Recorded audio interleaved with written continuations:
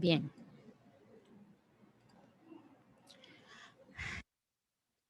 ¿Saben ustedes ejemplos de ácidos y de bases? ¿Qué son los ácidos? ¿Qué son las bases? ¿Alguien recuerda de bachillerato? Si no me equivoco, es sobre el pH. Ok. ¿Y qué es el pH? El nivel de alcalinidad que posee un cuerpo, creo yo. ¿De alcalinidad o de acidez, verdad? El Ah. nivel de acidez o de alcalinidad, qué Oh. tan alcalino es o qué tan ácido es. Ok. Aquí tengo varios ejemplos. Por ejemplo, el ácido cítrico, que es el que está presente en limones, ¿verdad? Y en otro montón de frutas. Tenemos también el ácido acético, que es el que comúnmente conocemos como vinagre, que es ácido acético diluido al 5%. Tenemos la aspirina, el ácido acetil salicílico, conocido comúnmente como aspirina, también es un ejemplo de un ácido. El ácido sulfúrico, que está presente en las baterías de los automóviles. El ácido fórmico, ¿alguien sabe dónde se encuentra el ácido fórmico?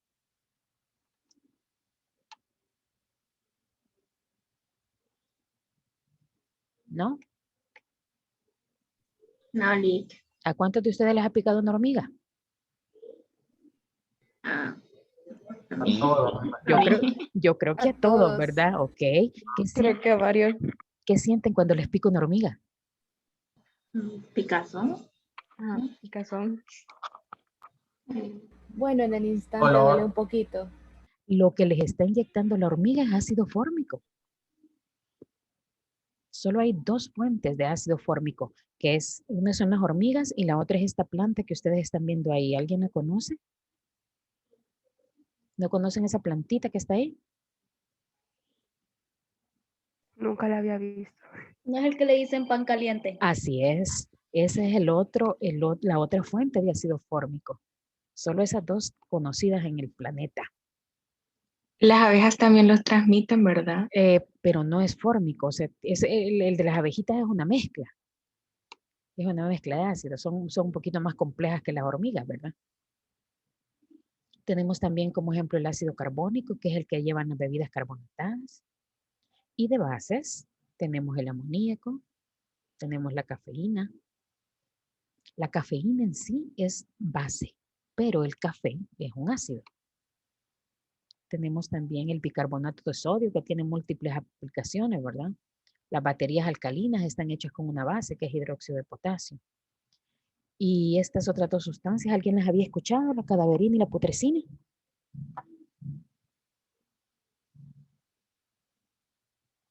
No, Li. ¿Y qué pistas le dan los nombres? Cadaverina y putrescina.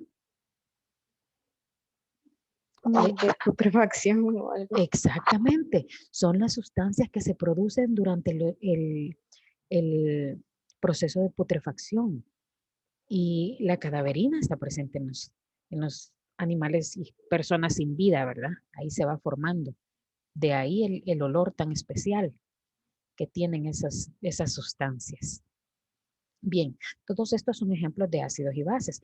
¿Cómo vamos a saber que estamos ante un ácido? Generalmente los ácidos se representan por un hidrógeno con su carga positiva y también se puede representar como la molécula del agua con un hidrógeno más, H3O, que se llama hidronio. Y las bases las vamos a reconocer porque en su estructura tienen OH, llamado oxidrilo, o bien tienen la presencia de nitrógeno. Siempre que veamos un compuesto con nitrógeno, normalmente estamos ante una base. ¿Qué vamos a aprender hoy? Vamos a definir operacionalmente los ácidos y las bases. Cuando hablamos de definir operacionalmente, estamos hablando de comportamiento, cómo se comportan los ácidos y cómo se comportan las bases. Los vamos a clasificar según diversos criterios, a conocer la importancia biológica, aprender a escribir ecuaciones de disociación y ecuaciones de neutralización, a enumerar las características, a conocer las constantes. Ya vimos varias constantes, solo en dos temas hemos visto un montón de constantes. Hoy vamos a ver otras dos, que son la constante de acidez y la constante de basicidad. Vamos a conocer cómo se ioniza el agua, a definir pH y pOH, a conocer la escala de pH y a realizar cálculos. Bien. Para esto tenemos que recordar la diferencia entre ionización y disociación. Cuando hablamos de disociación, estamos hablando de la separación en iones, de una sustancia que tiene enlace iónico naturalmente, ¿verdad? Entonces, una sustancia iónica se disocia. ¿Qué le pasa a las sustancias covalentes? Ya vamos a ver. Las sustancias covalentes se ionizan. Ellas no tienen iones como parte de su estructura porque están formados por compuestos que tienen una electronegatividad parecida, ¿verdad? Entonces, no están en extremos de la tabla periódica como están los compuestos iónicos. Entonces, los compuestos iónicos se disocian, los compuestos covalentes se ionizan. Aquí tenemos los ejemplos. Como ejemplo de disociación tenemos la separación del cloruro de potasio, que se separa en un potasio con carga positiva y en un cloro con carga negativa. En cambio, cuando estamos hablando de sustancias covalentes, como por ejemplo el ácido clorhídrico, aquí también tenemos una separación de cargas, pero es parcial. Fíjense en las dos imágenes. Aquí el cloruro de sodio estaba unido y aquí está separado. Unido, disociado. En cambio, cuando estamos ante una sustancia covalente, vean, no se separa completamente. ¿Por qué? Porque la diferencia de sus cargas no está tan marcada como en los compuestos iónicos. Entonces, vamos a concluir que los compuestos covalentes se ionizan y los compuestos iónicos se disocian. Vamos a ver la definición operacional de un ácido y su base y una base. En general, ambos son productores de iones. Los dos forman electrolitos. Estos electrolitos pueden ser débiles o pueden ser electrolitos fuertes. Se neutralizan recíprocamente. Significa que una base va a neutralizar un ácido y un ácido va a neutralizar a una base. Ahora, ¿cómo reaccionan? Reaccionan de diferente manera los dos. Los ácidos van a reaccionar con metales puros. O sea, con cualquier metal puro va a reaccionar un ácido, pero las bases van a reaccionar con los iones de esos metales. No reaccionan con el metal puro, pero sí reaccionan con el ion de ese metal. Ahora bien, ¿en qué se diferencia un ácido de una base? Las diferencias son bien marcadas. Los ácidos tienen un sabor agrio, como el vinagre, ¿verdad? El vinagre no es un sabor agrio. Son corrosivos. Atacan metales liberando hidrógeno. Pierden sus propiedades cuando van a reaccionar con una base, o sea, se neutralizan. En solución acuosa producen iones hidrógeno o iones hidronio, ¿verdad? Y cambian a color rojo el papel tornasol. Aquí tenemos la reacción del papel tornasol ante un ácido. ¿Se fijan? Cambia a un color rosadito o rojo. ¿Qué sucede con las bases? Los colores aquí también tienen mucho que ver. Generalmente los ácidos producen colores rojos y las bases producen colores azules. Por eso es que he utilizado esos colores en la presentación. Las bases no son agrias, pero son amargas. Son suaves al tacto y son corrosivas. Por ejemplo, la lejía. La lejía tiene una sensación como jabonosa, lisita, ¿verdad? Al tacto. Entonces, así son todas las bases, son así. Precipitan sustancias que son disueltas por ácidos. Pierden sus propiedades cuando reaccionan con los ácidos.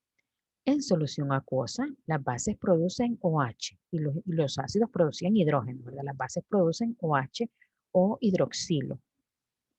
Y en cuanto a la reacción con el papel tornasol es opuesta. Los ácidos eran rosados, las bases son azul. Esta es la reacción de una base al papel tornasol. El papel tornasol es celestito, entonces cuando lo toca una base se vuelve azul. La primera actividad es investigar la fórmula y el nombre de 5 ácidos y 5 bases presentes en el organismo. Esa es la primera. Recuerden que tienen hasta el día viernes para enviarla. Ahora, ¿por qué estamos estudiando ácidos y bases? Porque los ácidos y las bases tienen una importancia médica increíble. El organismo funciona de manera óptima en rangos de pH determinados. No podemos estar con un pH muy bajito o con un pH muy alto, ¿verdad? Sino que tiene que haber un rango normal. ¿Por qué? Porque los ácidos y las bases en el organismo deben estar en equilibrio. Y cuando nosotros tenemos alguna patología, alteramos ese equilibrio. Por eso cuando hay una emergencia médica, lo primero que se debe estabilizar es el pH. En el metabolismo, muchos ácidos y muchas bases son producto del resultado, son producto del metabolismo. Cuando nosotros ingerimos algo, agarramos lo que necesitamos. Y si estamos ingiriendo muchas bases, pues vamos a tener un pH muy alto, ¿verdad? Entonces es importante en el metabolismo. En genética también, el ADN y el ARN contienen ácidos y también bases, las bases purínicas, por ejemplo. Forman parte de los medicamentos. Muchos productos son elaborados con sales que provienen de ácidos y de bases. En la nutrición también es importante porque debe haber un equilibrio entre los ácidos y las bases que nosotros estamos ingiriendo a través de los alimentos. Por ejemplo, un estado de acidez, que estemos ingiriendo demasiadas sustancias ácidas como la Coca-Cola, como la carne roja, etc. Entonces, nos produce alteraciones como la piel irritada, contracturas musculares, cansancio crónico, irritabilidad, debilidad en los dientes, pérdida de masa muscular. Todo eso es producto de un estado de acidez en el cuerpo. ¿Por qué también es importante un ácido y una base y su estudio? Porque para el diseño y la aplicación de los medicamentos es necesario saber el pH de la zona en la que va a trabajar el fármaco. Porque si bajo ese pH las proteínas que vamos a ocupar y van a desnaturalizar el medicamento, lo van a inactivar, ¿verdad? También durante el proceso de formulación de un fármaco, a la hora de determinar la fórmula química que va a llevar un fármaco, los excipientes, por ejemplo, podemos usar talco, podemos usar lactosa, etcétera, etcétera. Entonces, necesitamos las propiedades físico-químicas del pH para elegir la fórmula ideal. Además, en los ensayos previos para que un medicamento se vaya a comercializar, se requiere controlar drásticamente el pH para que los resultados sean ciertos, porque un pH erróneo puede dar resultados falsos y provocar intoxicaciones masivas, ¿verdad? Entonces, es necesario que nosotros conozcamos el pH. Y una de las cosas más importantes es que todas las reacciones químicas que se dan en nuestro organismo se dan en rangos de pH determinados. Por eso es que los vamos a estudiar. Decíamos también que otra cosa que vamos a aprender es la clasificación de los ácidos y las bases según diferentes criterios. El primer criterio es el origen.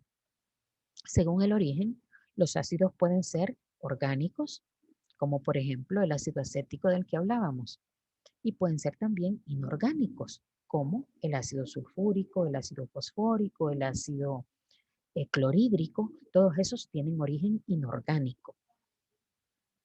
Según el grado de ionización, se pueden clasificar en fuertes, como el ácido clorhídrico, y en débiles, como el ácido carbónico. La mayoría de los ácidos débiles son de origen orgánico y casi todos los inorgánicos son, con pocas excepciones, son ácidos fuertes. Según el número de grupo funcional, ¿alguien sabe qué es un grupo funcional?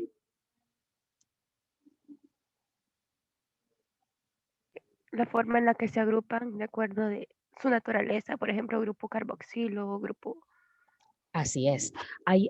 Cada categoría de sustancia tiene un grupo de átomos o un átomo determinado que los hace comunes. Por ejemplo, los alcoholes.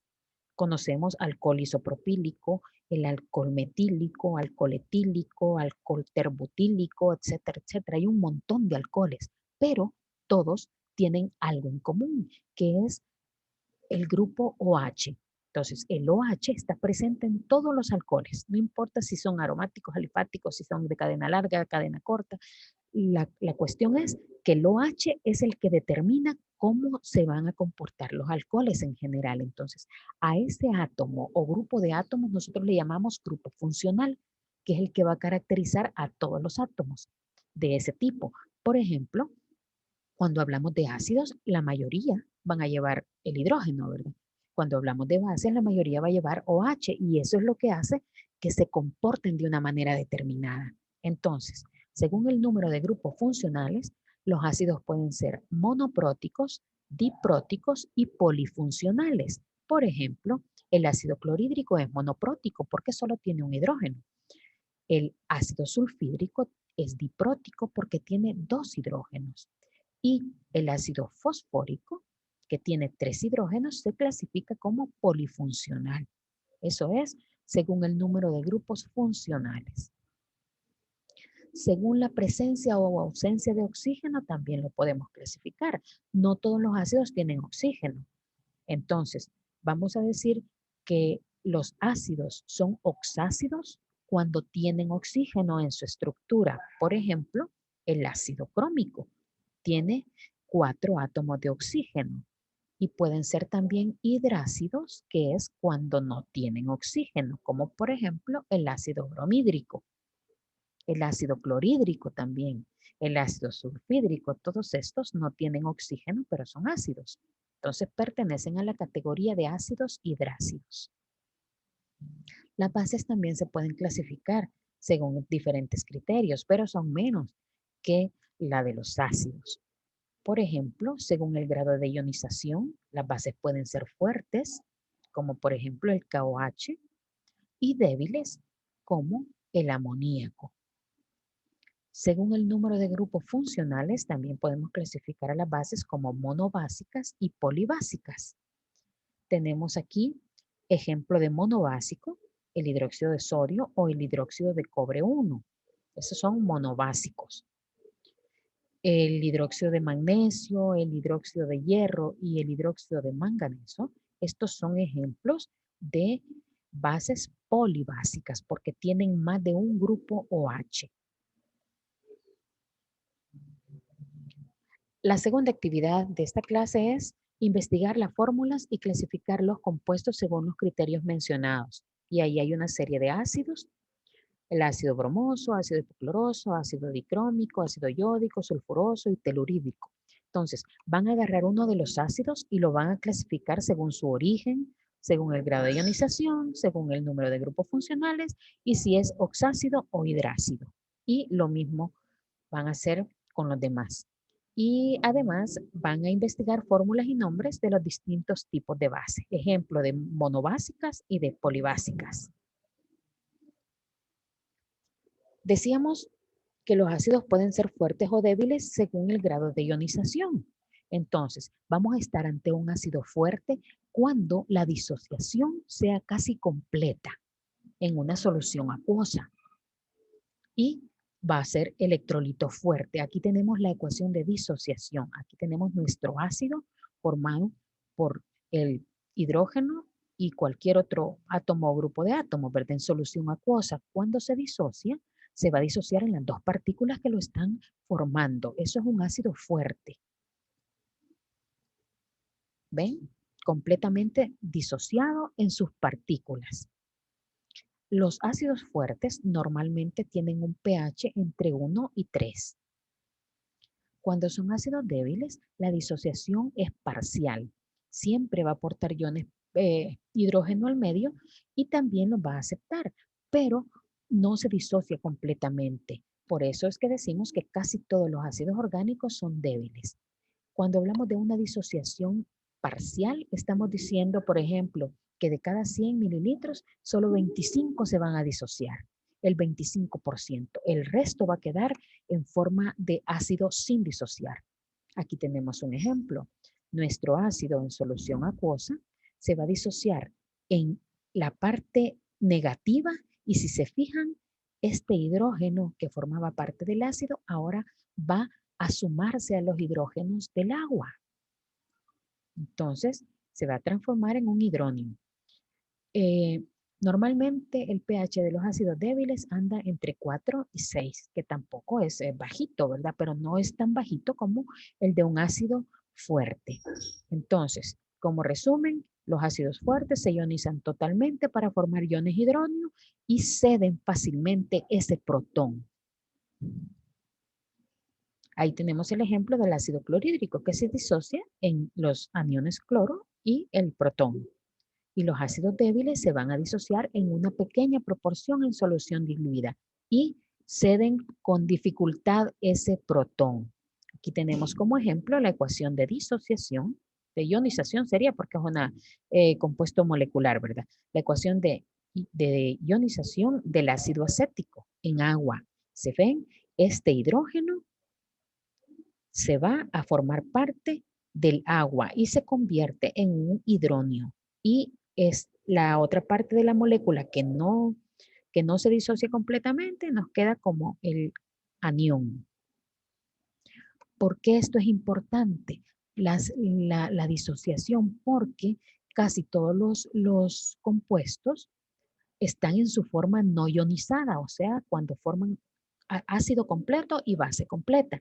Pero la forma no ionizada es liposoluble, se solubiliza solo en las grasas y el cuerpo humano es básicamente agua. Entonces, necesitamos que ese ácido o esa base se disocien o se ionicen para poder convertirse en hidrosolubles. Por eso necesitamos que, por ejemplo, si un medicamento es liposoluble, tiene que ir a dar a una parte del organismo que le permita disociarse para que se comporte como una sustancia hidrosoluble y no liposoluble. Ahora bien, también, al igual que los ácidos, las bases pueden ser fuertes y débiles. Cuando son fuertes, se disocian casi por completo en la solución acuosa y ellos donan OH. Son electrolitos fuertes y están constituidas por el grupo funcional OH y los metales del grupo 1 y del grupo 2, con excepción del berilio. Si nosotros vemos el OH unido a un elemento metal del grupo 1 o del grupo 2, vamos a saber que estamos ante una base fuerte. Aquí tenemos la ecuación de disociación de la base fuerte. BOH en medio acuoso se separa completamente la base y el OH por otro lado, ¿verdad? Entonces, esto representa que todas las moléculas están disociadas. El pH de una base fuerte anda entre 12 y 14. Cuando estamos ante una base débil, vamos a tener una ionización parcial y generalmente estamos ante compuestos nitrogenados.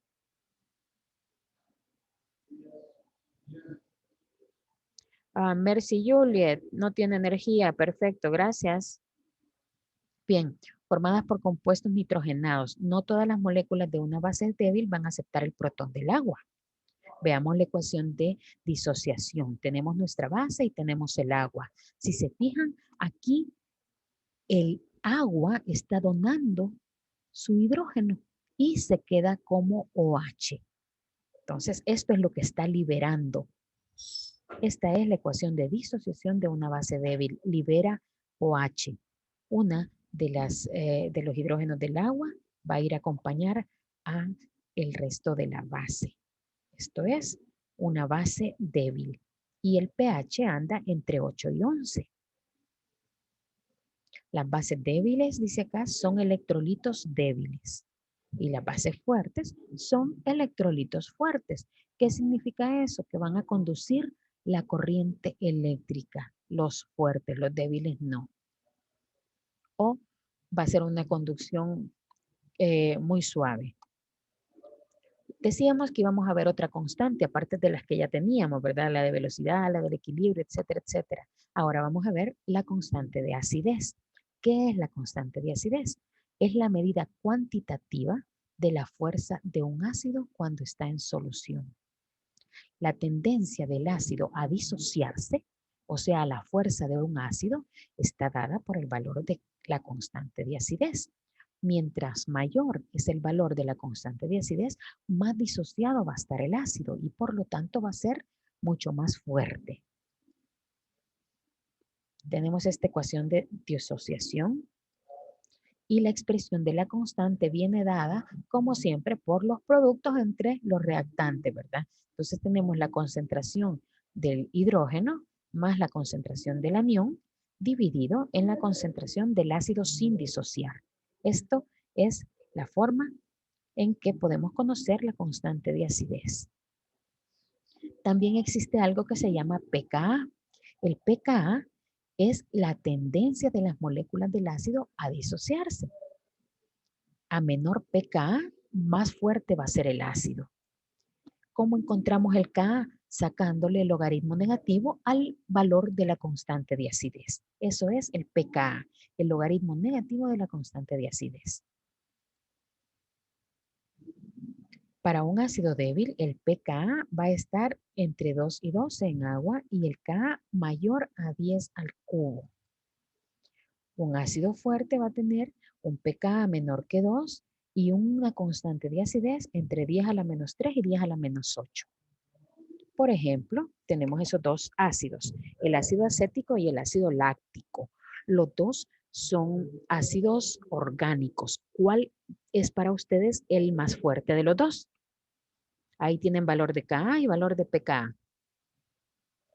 ¿Cuál es el más fuerte de El los ácido dos? acético. El acético. El láctico. El láctico. ¿Por Ajá, qué el sería el láctico? Ajá, es el láctico. Porque es Porque menor. exactamente. Los ácidos, decía ahí arriba, cuanto mayor es el valor de Ka, más disociado está el ácido. El 1.38 es más grande que el 1.74 porque uno está a la menos 4 y el otro está a la menos 5. El ácido acético tiene un 0 más. Entonces, el valor es más pequeño, ¿verdad? Así que es más fuerte el ácido láctico. Los dos son débiles, pero el láctico es más fuerte que el ácido acético. También existe la constante de basicidad, que es la medida cuantitativa de la fuerza de la base cuando está en solución.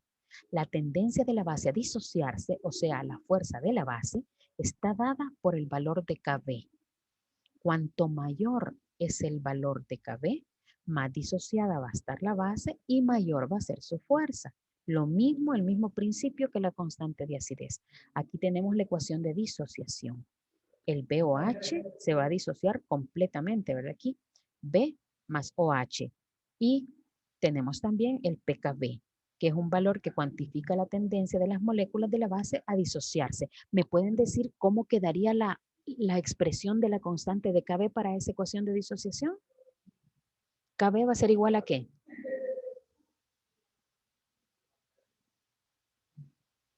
Sería menos el logaritmo de No, no, KB. no. La expresión de la constante para esta ecuación. La concentración de B Ajá.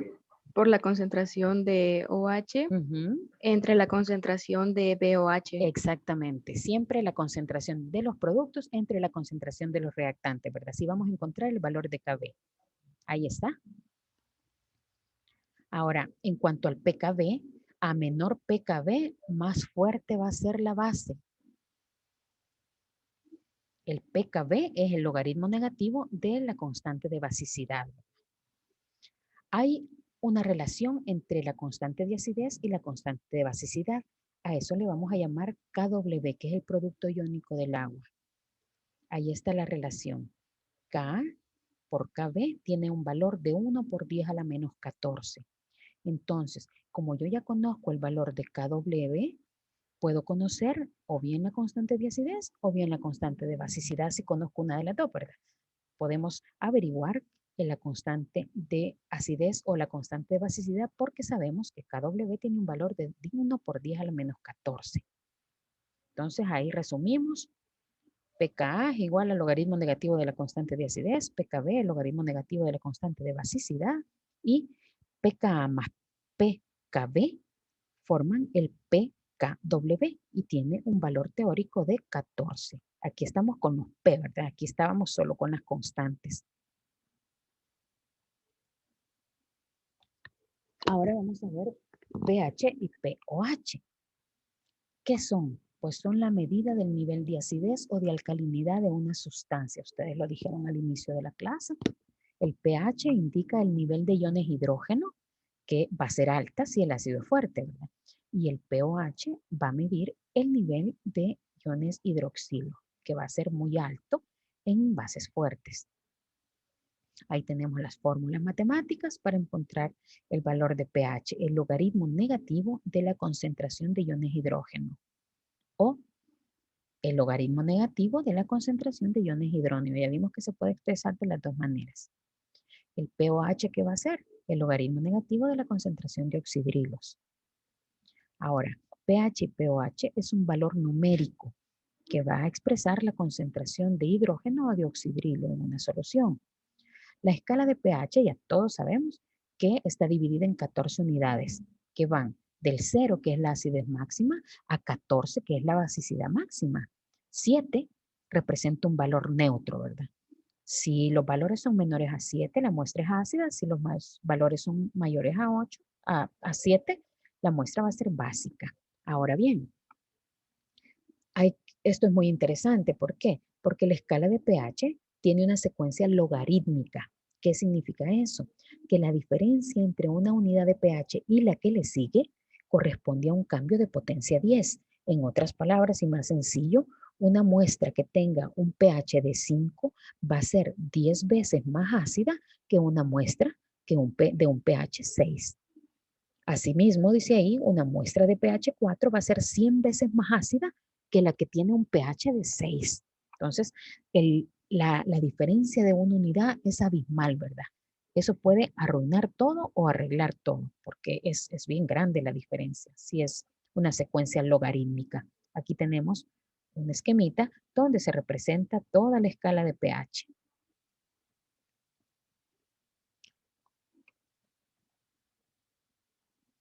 El agua pura, dice ahí, es un electrolito débil. Se disocia muy poquito en iones hidrógeno y iones OH. Al producto de la concentración de esos dos iones se llama producto iónico y es lo que nosotros conocemos como KW, que ya vimos que era 1 por 10 a la menos 14. Entonces, ahí tenemos nuestro formulario. El pH más pOH va a sumar 14. El pOH lo encontramos como el logaritmo negativo de la concentración de OH. Y si queremos conocer la concentración de OH, entonces solo le sacamos el antilogaritmo al valor negativo del pOH. Así vamos a encontrar la concentración de OH si conocemos el pOH. El pH lo vamos a encontrar con el logaritmo negativo de la concentración de iones hidrógeno. Y también podemos conocer la concentración de iones hidrógeno partiendo del pH. ¿Cómo? El antilogaritmo de menos el valor de pH. Este es nuestro formulario más resumido. Ahora, hay algo que se llama grado de ionización y se representa por ese símbolo. ¿Y cómo definimos grado de ionización? Como la proporción de moles que se disocian por cada mol de ácido o base inicial presente en la solución. Aquí tenemos la fórmula. Porcentaje de ionización es igual al número de moles disociadas por las moles iniciales multiplicado por 100. Por ejemplo, aquí tenemos la reacción de ionización del ácido acético. Aquí está. Ha liberado este hidrógeno para formar el ion hidronio, que es el que representa la acidez, ¿verdad? Y aquí tenemos el anión acetato. Dice, en equilibrio, si la concentración inicial del ácido es 0.2 y la concentración de los productos es 1.9 por 10 a la menos 3, ¿cuál será el porcentaje de ionización? Como ya están en equilibrio, así estamos bien, ¿verdad? Entonces, ¿cómo vamos a encontrar ese porcentaje? La concentración de iones hidronio, que es 1.9 por 10 a la menos 3, multiplicado por la concentración de nuestro anión acetato, que es la misma concentración porque la relación es de 1 a 1, dividido en la concentración inicial que nos decía el problema, que es 0.2. Y todo eso lo multiplicamos por 100 y así vamos a conocer el porcentaje de ionización de este ácido acético. Estos ejercicios son bien simples. Ahora, para resolver en casa y enviar al foro de esta semana, ahí tenemos el problemita. Una solución de 4.65 gramos de amoníaco se disuelve en 2 litros de agua. Con eso ya podemos encontrar el número de moles y la molaridad, ¿verdad? Si reacciona en un 60%, deduzca la ecuación de disociación, o sea, esta ecuación de disociación. Encuentre las concentraciones en el equilibrio y calcule el porcentaje de disociación de la base. Hay que recordar que necesitamos hacer el cuadrito de condiciones iniciales, que van a ser lo que le resulte de esos gramos y esos litros. Esa va a ser la concentración inicial. Luego tienen que hacer las condiciones de reacción multiplicando esa concentración, ¿verdad? Inicial por 0.6 y luego deducir las condiciones de equilibrio que son las que vamos a introducir en esta fórmula. Las condiciones de equilibrio, no las iniciales, no las de reacción, sino que las condiciones de equilibrio. Lo trabajan en casa, cualquier consulta, mandan un mensajito. Ahora bien, hay varias teorías que nos van a describir cómo se comportan los ácidos y las bases. La primera es la... Licenciada, Hola. disculpe, ¿puede volver a explicarlo del ejercicio, porfa? Ok. Aquí ustedes tienen la cantidad de amoníaco y tienen los 2 litros. Con estos gramos de amoníaco y con el peso del amoníaco van a sacar el número de moles. Y luego la molaridad dividiendo ese número de moles en 2 litros. Esas van a ser sus condiciones iniciales. Lo primero que tienen que hacer es la ecuación de disociación para poder hacer el cuadrito, el mismo que hacíamos en el equilibrio. Es el mismo cuadro que vamos a hacer acá. Nuestras condiciones iniciales van a ser lo que nos resulte de este primer cálculo. Luego vamos a multiplicar esa concentración inicial por 0.6 porque solo ha reaccionado el 60%. Y luego van a ver cómo la concentración de los productos, ¿verdad? Si la relación es de 1 a 1, como en este caso, los 2 productos van a tener la misma concentración durante las condiciones de reacción. Y después solo hacen la resta.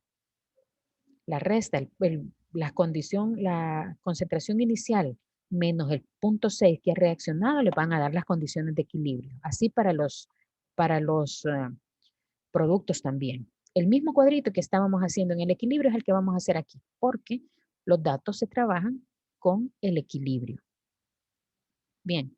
Básicamente solo vamos a sacar la molaridad y luego trabajarlo así como estaba en la fórmula esa, ¿verdad? Así es, eso es todo lo que van a hacer. Bien. Gracias. Ok. Decíamos que hay 3 teorías que describen el comportamiento de los ácidos y de las bases. La primera es la teoría de Arrhenius, que fue un químico sueco. La segunda es la teoría de Bronsted-Lowry, que ahí tenemos 2 científicos, uno de Dinamarca y otro inglés. Y el tercero es la teoría de Lewis, el mismo Lewis que hacía la configuración de puntos y cruces, ¿verdad? Es el mismo Lewis que estudió los ácidos y las bases. Él era un físico químico estadounidense. Aquí tenemos un resumen, después lo ven, y aquí tenemos un esquema que nos muestra la evolución de las 3 teorías. ¿Cuál de ustedes creen que es la más completa según este esquema? ¿La de Bronsted, la de Arrhenius o la de Lewis?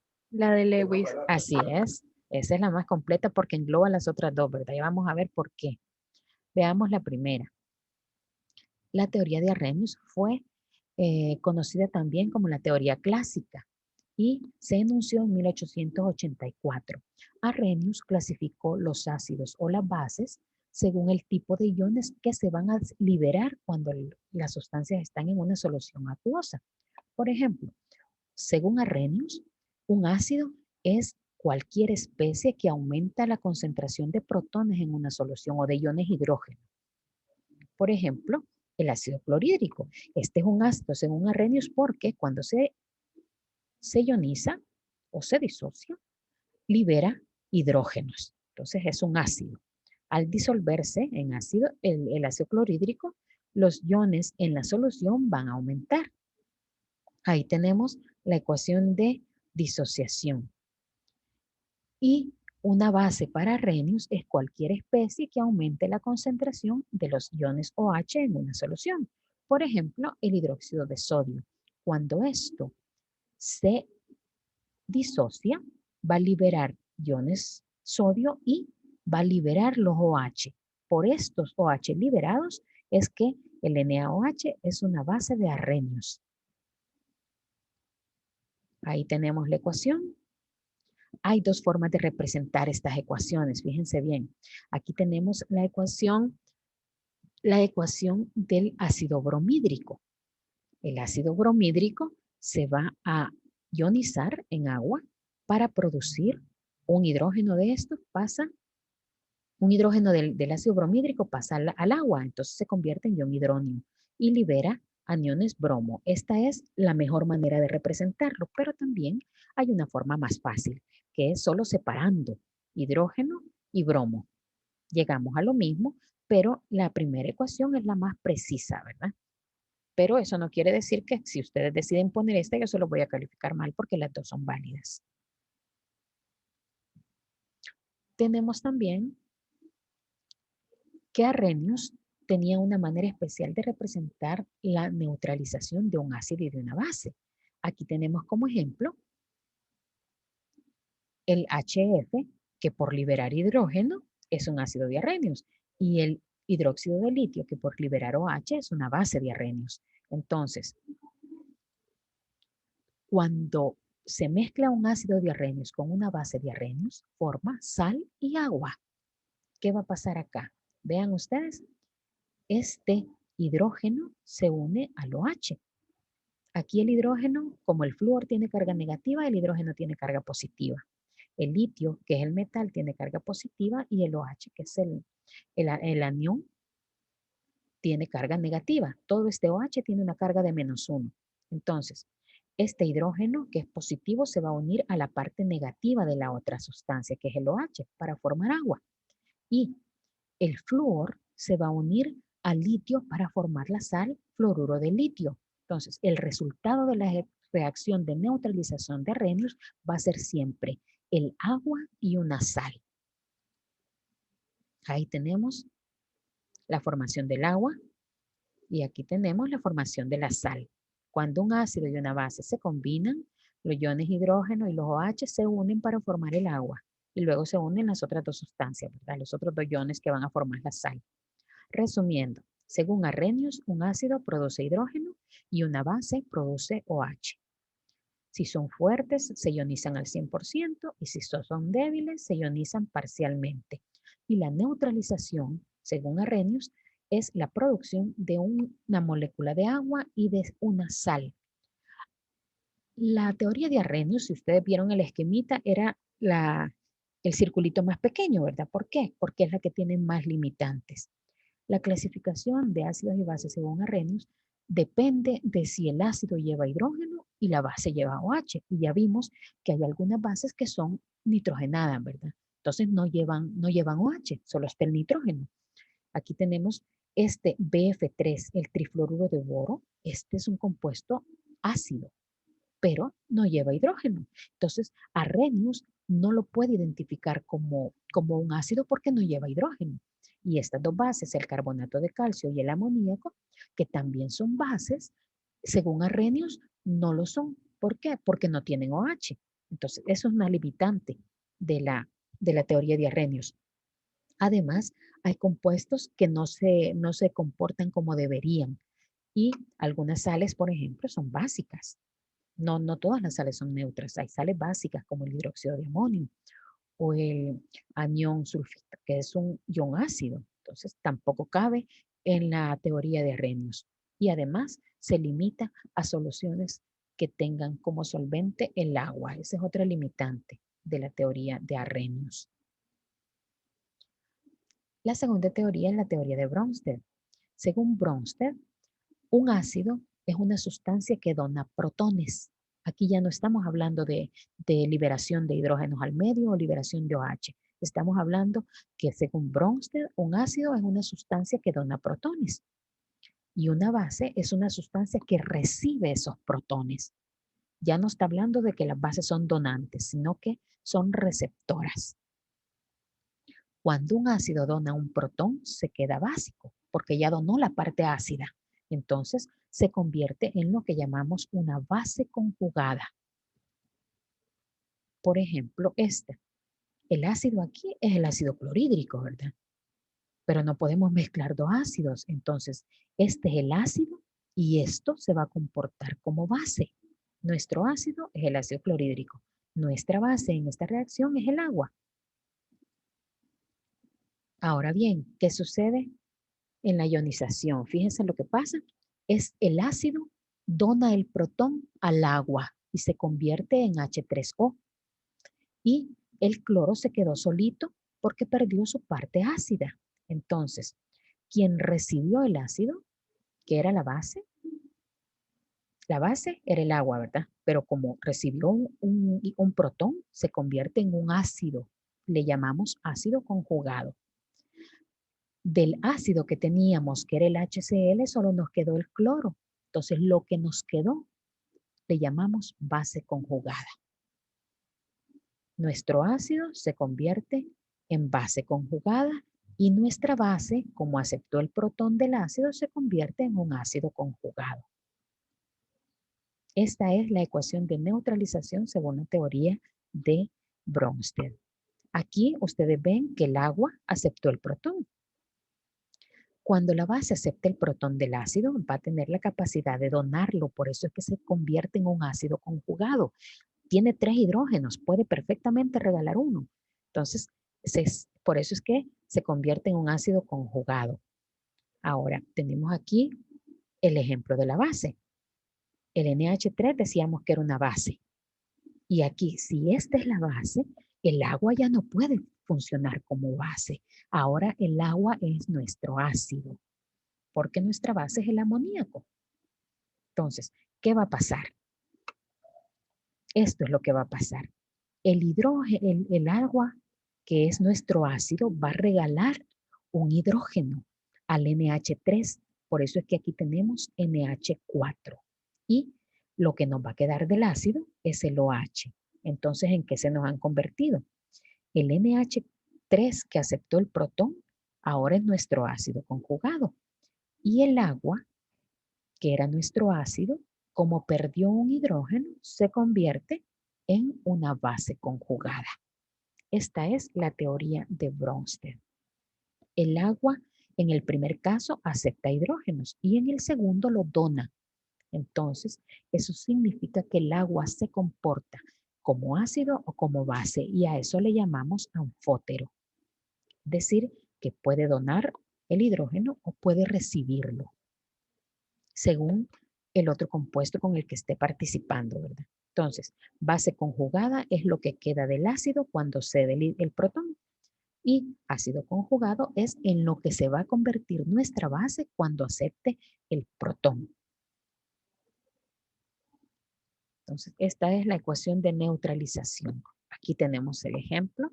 Si yo tengo un ácido con una base, entonces el ácido le va a dar el hidrógeno al amoníaco y se va a convertir en una base conjugada porque ya perdió su parte ácida. Y la base que está aceptando la parte ácida se está convirtiendo en un ácido conjugado. Esto es según Bronsted. Por último, tenemos la teoría de Lewis. El ácido es la especie que acepta el par de electrones de otra especie. Fíjense bien, la teoría de Arrhenius era según la presencia de hidrógenos o la presencia de OH. Según Bronsted, era cuestión de protones, ¿verdad? De regalar o de aceptar iones hidrógeno. Y Lewis dice que un ácido es una especie que acepta un par de electrones de otra especie. Lewis ya va más profundo.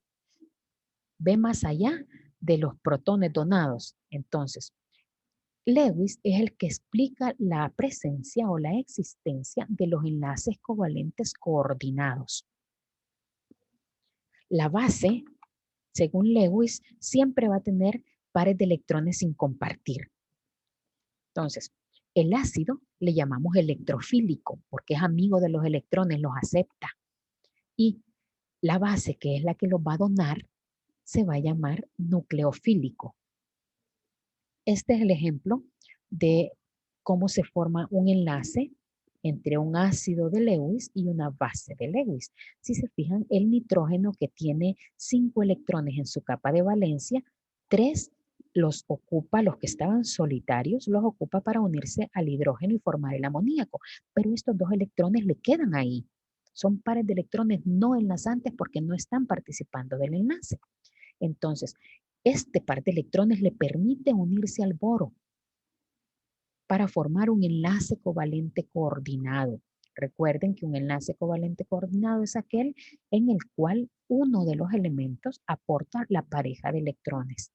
Entonces, el amoníaco actúa como base porque es el que tiene los electrones no enlazantes, que no están participando del enlace.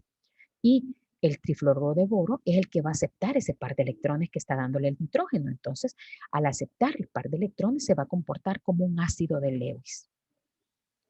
Esta es la teoría que explica la existencia de los enlaces covalentes coordinados. Y esta es la reacción de neutralización, la unión de B con sus dos electrones no enlazantes que le va a dar al elemento A para formar el compuesto covalente coordinado AB. Estas son las tres teorías. Ahora bien, podemos resumir las tres. Veamos. Teoría. La de Arrhenius, que es la teoría de iones en el agua. La de Bronsted, que es la teoría protónica, porque todo lo ve en función de ceder o aceptar hidrógenos. Y la de Lewis, que es la teoría de los electrones. Entonces, un ácido, según Arrhenius, es una sustancia que cede iones hidrógeno en el agua. Según Bronsted, es un dador de protones.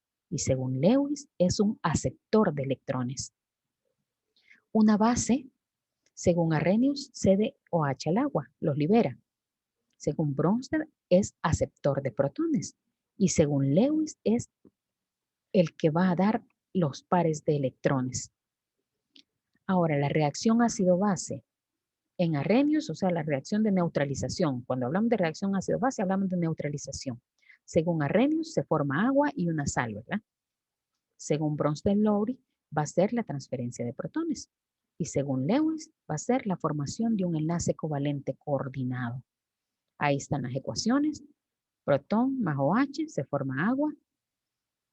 Aquí tenemos la transferencia del protón de la sustancia ácida hacia la sustancia básica y es cuando se forman los ácidos y las bases conjugadas.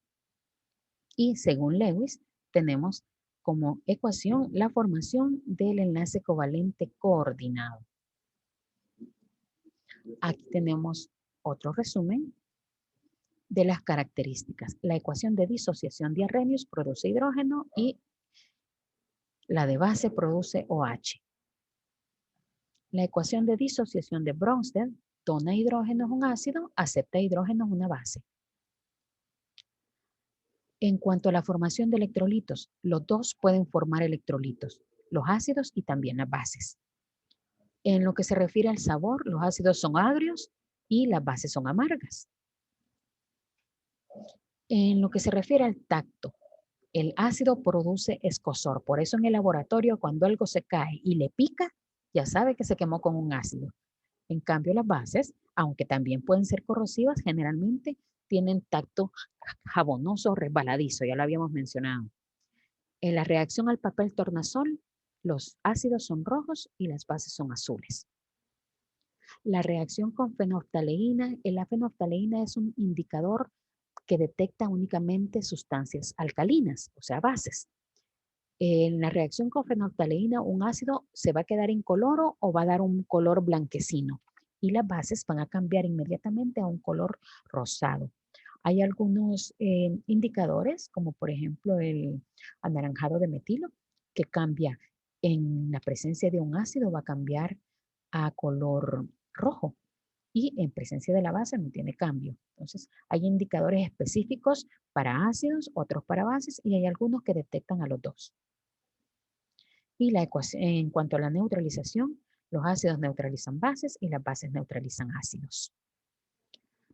Creo que la última actividad de esta, investigue qué son indicadores químicos, los más usados en el laboratorio, y el viraje de color que tienen cuando están ante la presencia de un ácido o ante la presencia de una base.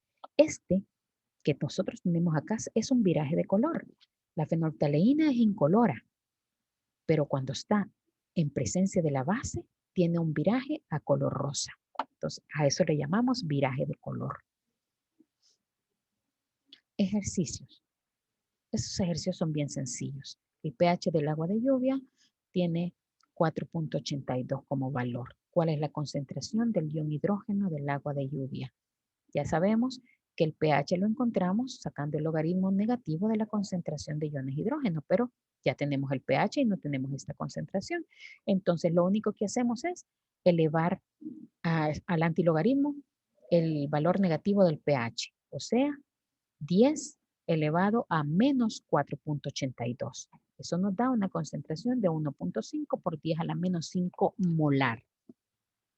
Son bien sencillos. ¿Cuál es el pH de una solución que tiene una concentración de OH de 2.5 por 10 a la menos 7?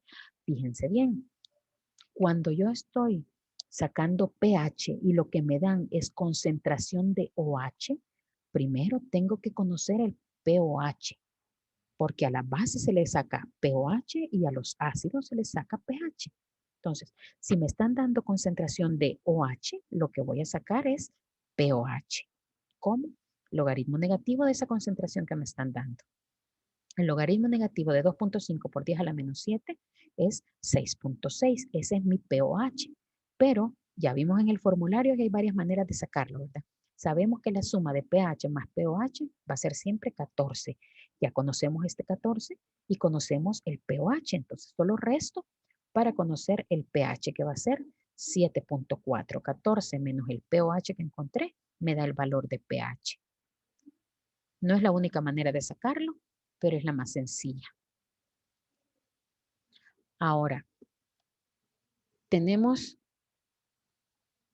este otro. ¿Cuál es el pH de una disolución 2 por 10 a la menos 3 molar de ácido nítrico? Como es ácido nítrico, es un ácido fuerte, es un ácido mineral. Entonces, lo primero que hay que hacer es escribir la ecuación de disociación. Esta o la resumida, la que ustedes quieran. Porque la resumida pudo haber sido nada más H más NO3 menos, ¿verdad? La concentración inicial es 0.02. Al inicio no tenemos iones hidróneo y tampoco tenemos nitrito. Entonces, durante la reacción, no vamos, como es un ácido fuerte, se ha disociado completamente. No nos va a quedar nada de ácido nítrico y todo se va a convertir en producto. 0.002 molar de hidróneo y 0.002 molar también del nitrito. Entonces, ya tenemos nuestra concentración de la parte ácida, ¿verdad? Solo le sacamos el logaritmo negativo a 0.002 y nos da un pH de 2.7. Siempre es importante hacer la ecuación de disociación. Vean este otro. ¿Cuál es el pH de una disolución de 1.8 por 10 a la menos 2 molar de hidróxido de bario? El hidróxido de bario es una base fuerte. Es el OH combinado con un metal del grupo 2. Por eso es que aquí aparece este 2, porque el bario tiene valencia 2. Entonces, es una base fuerte que se disocia al 100%. Aquí está la ecuación. Este 2 pasa aquí como coeficiente, ¿verdad? Y el bario con su carga de más 2. Al inicio tenemos 0.018 molar, que es lo mismo que 1.8 por 10 a la menos 2, ¿verdad?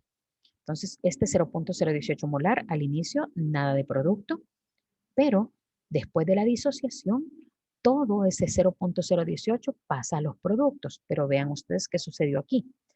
El bario, teníamos un bario acá y obtuvimos un bario con valencia más 2 en el producto. Pero ¿qué pasó con el OH? Como habían 2 OH, entonces tenemos que multiplicar este 0.018 por 2, porque son 2 OH. Si hubieran sido 3, multiplicamos por 3. ¿Por qué? Porque la relación es 1 acá y 2 acá. Entonces multiplicamos 0.018 por 2, que nos da 0.036. Y ahora que ya tenemos eso, sí, ya podemos encontrar nuestro pOH, ¿verdad? Pueden hacerlo de diferente manera. Yo lo hice aquí de una vez, que me dio 12.56, que es correcto, ¿verdad? Porque es una base y es una base fuerte, tiene que tener un pH bien alto. Entonces pueden sacar primero el pOH y luego restárselo a 14. Yo lo hice en un solo paso, pero ustedes lo pueden hacer despacito. Aquí tenemos ejercicios para practicar cuál es la concentración de iones OH en una disolución de ácido clorhídrico y ahí tenemos la concentración, ya solo hay que sacar el logaritmo negativo aquí y también podemos ocupar el producto iónico. Por eso les decía que para estos ejercicios se pueden ir por múltiples caminos. Si tengo la concentración de ion hidrógeno y yo sé que el producto iónico es la multiplicación de las dos concentraciones de hidrógeno y de OH, entonces yo perfectamente puedo despejar de acá. Conozco KW, que es 1 por 10 a la menos 14, y conozco la concentración de hidrógeno, que es 0.9. Entonces solo despejo y encuentro la concentración de OH. Es bien sencillo. También pueden usar esta, ¿verdad? Y luego sacar el antilogaritmo. Hay un montón de maneras de hacerlo. Determine las concentraciones de hidrógeno y de OH en una muestra de sangre de pH 7.4. También calcular la concentración de OH en una muestra de jugo gástrico con un pH de 1.5. Si se fijan, me están pidiendo la concentración de OH de un ácido. Me dan el pH. Entonces, tengo que encontrar primero el pOH para luego sacarle el 10 elevado a la menos pOH y así conocer la concentración de OH. Y eso es todo por hoy. Quiero saber si tienen preguntas.